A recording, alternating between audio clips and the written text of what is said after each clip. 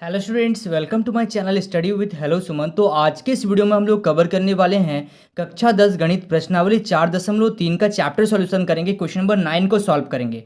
बहुत important question है, ठीक है। थोड़ा सा ध्यान से देखिएगा, इस टाइप का क्वेश्चन अक्सर एग्जाम में पूछा जाता है, ठीक है। तो स्टूडेंट्स, अगर आप मेरे चैनल पर नए हैं तो प्लीज़ चैनल को सब्सक्राइब करना मत भूलिए। इस वीडियो के नीचे एक सब्सक्राइब बटन दिख रहा होगा, उस बटन को प्रेस करिए और नोटिफिकेशन को ऑल पे प्रेस करिए ताकि इस तरीके का हर वीडियो का नोटिफिकेशन आप तक पहुंचे। तो स्टूडेंट्स, चलिए इस वीडियो को बिना टाइम वेस्ट करते हुए फटाफट से स्टार्ट कर लेते हैं। और क्लास 10 से रिलेटेड अगर आपको कोई भी वीडियो चाहिए तो उसका लिंक मैंने डिस्क्रिप्शन में डाल दिया है, या फिर आप मेरे चैनल पर जाएंगे और प्लेलिस्ट में आपको प्रॉपर तरीके से आपको वीडियो मिल जाएगा, ठीक है। तो चलिए देखिए, क्वेश्चन नंबर 9 को ध्यान से देखिएगा। दो पानी के नल एक साथ एक हौज में 9.3/8 घंटों में भर सकते हैं, ठीक है। यहाँ पे बताया जा रहा है कि दो पानी के नल है जो एक साथ अगर उसको हम लोग चला दिया जाए नल को, तो वो 9.3/8 घंटों में भर जाते हैं, ठीक है। तो बड़े व्यास वाले नल हौज को भरने में कम व्यास वाले नल से 10 घंटे कम समय लेते हैं। यानी कि जो बड़ा वाला जो नल है, नल का जो बड़ा वाला जो टंकी है ना, हौज मतलब एक बड़ा सा जो टंकी है, उसमें अगर हम लोग हौज में अगर पानी भरने में है ना, कम व्यास वाले नल से 10 घंटे कम समय लगता है, तो प्रत्येक द्वारा अलग हौज से पानी को भरने के समय ज्ञात कीजिए। यानी कि कैसे वो अलग अलग हौज में जो टाइम लग रहा, अलग अलग जो टाइम लग रहा है, उसको हम लोगों को क्या करना है, निकालना है, ठीक है। तो ध्यान से देखिएगा, सबसे पहले हम लोग मान लेते हैं जो छोटा जो नल है, तो छोटा नल में जो है आपका टंकी को अगर भरा जा रहा है तो कितना समय लग रहा है। तो ध्यान से देखिएगा, मैं पार्ट बाय पार्ट एकदम आपको बताऊंगा। क्वेश्चन को काफ़ी बड़ा क्वेश्चन है। आई होप आप लोगों को अभी कुछ भी समझ में नहीं आ रहा होगा क्वेश्चन में, तो आप डोंट वरी, है ना, आप टेंशन मत लीजिए, आप पूरा कंप्लीट देखिए, आपको पूरा डिटेल समझ में आ जाएगा।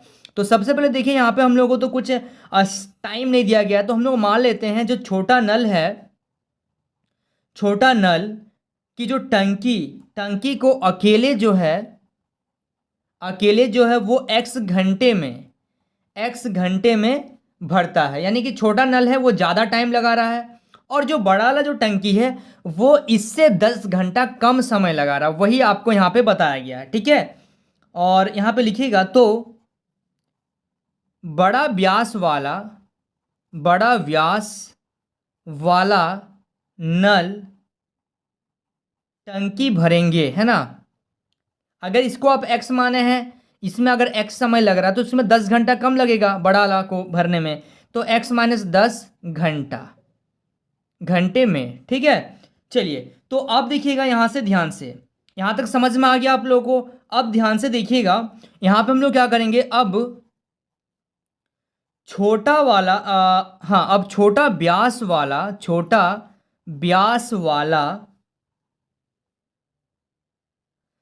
व्यास वाला नल 1 घंटे में, ठीक है। देखिए, इसको छोटा वाला को कितना समय लग रहा है, x घंटा लग रहा, और बड़ा वाला को x माइनस 10 घंटा लग रहा। अगर हम लोग 1 घंटा का निकालेंगे तो कितना होगा, तो 1 घंटे में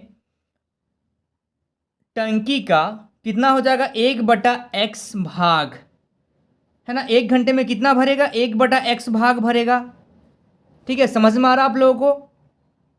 चलिए, तो उसी तरीके से हम लोग क्या करेंगे, और बड़ा वाला का अगर हम लोग निकालेंगे यहाँ पे, तो और यहाँ पे लिखिएगा, बड़ा व्यास वाला नल की टंकी कितना समय लगेगा, 1/x-10, ठीक है। बड़ा व्यास वाला को 1 घंटा में कितना समय लगेगा, 1/10 लगेगा समय, भाग भरेगा वो, ठीक है। इतना समझ में आ गया। तो दोनों को, छोटा वाला जो टंकी है उसको x टाइम लग रहा है, तो बड़ा वाला को x-10 टाइम लगेगा। नल मतलब बड़ा छोटा नल का बात किया जा रहा है, छोटा वाला नल है, ठीक है, जो क्या कर रहा है, पानी को भर रहा है, ठीक है, x टाइम में। और बड़ा वाला नल है, बड़ा एक नल है जो क्या कर रहा है, इससे 10 घंटा कम लगा रहा। तो 1 घंटा में अगर छोटा वाला का निकालेंगे तो 1/10, और बड़ा वाला का अगर निकालेंगे तो कितना होगा, 1/x-10। तो अब ध्यान से देखिएगा यहाँ पे, अब दोनों मिलकर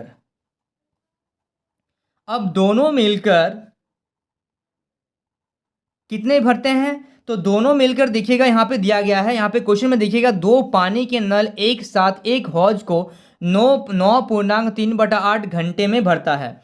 तो दोनों मिलाकर अगर भरेंगे तो दोनों मिलाकर कितने समय में भर रहे हैं? 9.3/8 घंटे में। यानी कि आप इसको भिन्न में बदल दीजिए तो कितना हो जाएगा? 75/8 घंटा, क्योंकि नीचे 8 है तो 8 रहेगा। 8 नम कितना हो गया? इसको 8 नम 72, 72 और 3 कितना हो जाएगा? 75। ठीक है, तो 75 घंटे में। ठीक है, अब यहाँ पे देखिए तो टोटल टाइम लग रहा 75 घंटा, आपका 75/8 घंटा लग रहा। अब हम लोग क्या करेंगे, अतः यहाँ पे लिखिएगा तो पहला जो छोटा सा नल है उसको 1/x टाइम लग रहा है, प्लस बड़ा वाला जो नल है उसको 1/x - 10 आवर लग रहा है। इन दोनों को अगर आप मिला दें तो आपको लगेगा 75/8 घंटा। ठीक है, यही लगेगा ना आपको, 75/8 घंटा लगेगा। लेकिन यहाँ पे आप लोग ये गलती मत करिएगा। ठीक है, यहाँ पे गलती मत करिएगा, क्योंकि देखिए क्वेश्चन का जो करने का जो तरीका होता है वो क्या होता है। देखिए ये x घंटा में हम लोग भर रहे हैं और जो बड़ा वाला है उसको x - 10 आवर में भर रहे हैं, और ये दोनों मिलकर 75/8 घंटे में भर रहा है। लेकिन हम लोग क्या किए हैं, 1 घंटा का निकाले हैं तो 1/10, फिर हम लोग बड़ा वाला को निकाले हैं 1 घंटा के लिए तो 1/x - 10। लेकिन जब हम लोग इसका भी निकालेंगे, इन दोनों का टाइम कितना लगेगा ये भी अपोजिट हो जाएगा।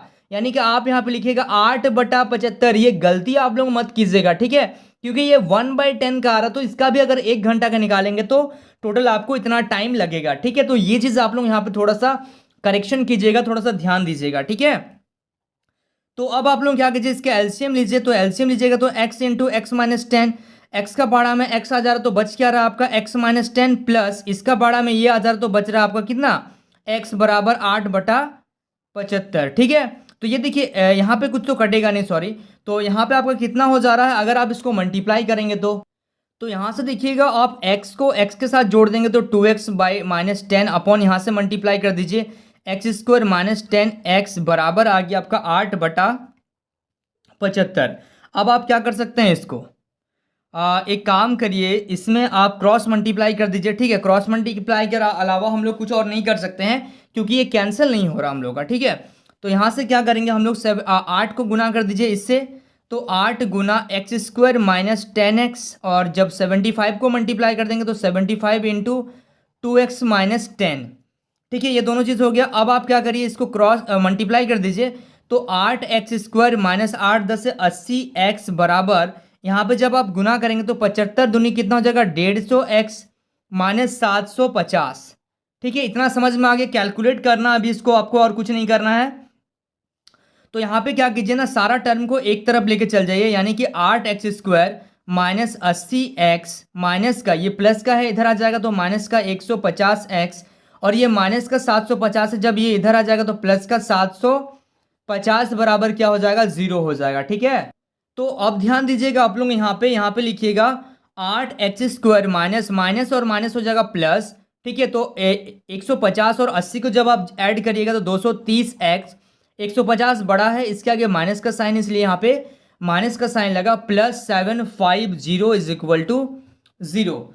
अब आपको यहाँ पे क्या करना पड़ेगा, देखिए यहाँ पे थोड़ा सा कैलकुलेट जो है ना, कैलकुलेशन जो है बहुत तगड़ा कैलकुलेशन हो रहा है। ठीक है, आप चाहें तो इसको कॉमन भी ले सकते हैं, लेकिन मैं आपको एक तरीका बता दे रहा हूँ कि आप उसको किस तरीके से ब्रेक करिएगा। सबसे पहले आप यहाँ पे क्या कीजिएगा, जिस तरीके से हम लोग क्वाड्रेटिक इक्वेशन को फॉर्म करते हैं, तो हम लोग क्या करते हैं, 8 को मल्टीप्लाई करते हैं इससे, यानी कि आप 750 को 8 से मल्टीप्लाई कर दीजिएगा। जो भी नंबर आपका आएगा उसको फिर आप एलसीएम अगर लीजिएगा तो आपका ब्रेक हो जाएगा। देखिए वो कैसे, मैं यहाँ पे डायरेक्ट कर दे रहा हूँ, 8x² - 200x माइनस का 30x प्लस 750। ठीक है, आप इसको कैलकुलेट कर लीजिएगा तो आपको दो पेयर बनाना पड़ेगा, वो 200 और 30 का पेयर बनाना पड़ेगा। ठीक है, तो चलिए अब देखिएगा यहाँ से 8x अगर आप कॉमन ले लेते हैं तो आपका x - 25 बचेगा, माइनस का अगर आप यहाँ से 30 कॉमन ले लिए तो x - का 25 बचेगा आपका। ठीक है, = 0। तो यहाँ से क्या आ जाएगा, x - 25।